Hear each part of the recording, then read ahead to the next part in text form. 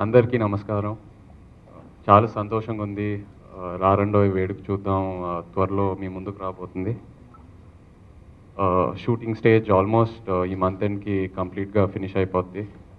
Soggade cinema చూసిన తర్వాత నాకు పర్సనల్‌గా ఏమనిపించిందంటే, యాజ్ ఎన్ యాక్టర్ నేను నెక్స్ట్ స్టెప్‌కి వెళ్ళాలంటే యాజ్ ఎన్ యాక్టర్ గ్రో అవ్వాలంటే కళ్యాణ్ డైరెక్షన్‌లో డెఫినెట్‌గా ఒక సినిమా పడాలి. అలాంటి క్యారెక్టరైజేషన్ నాకుంటే డెఫినెట్‌గా నా కెరియర్‌కి ప్లస్ అవుతుందని. సో అక్కడి నుంచి కళ్యాణ్‌తో ఒక జర్నీ స్టార్ట్ అయింది.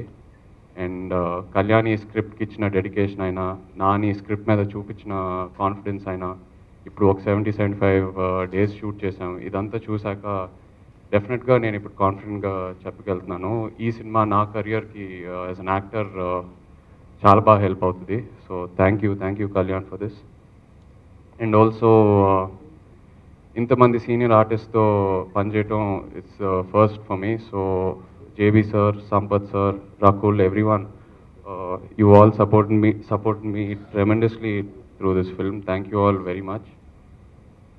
సినిమా గురించి వన్ లైన్లో చెప్పాలంటే it's all about feel good emotions and relationships.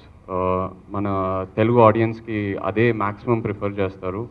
And ఈ సినిమాలో ఉన్న హైలైట్ పాయింట్స్ ఏంటంటే ఫాదర్ సన్ మధ్య ఉన్న రిలేషన్షిప్ అండ్ హీరోయిన్ మధ్య ఉన్న రిలేషన్షిప్.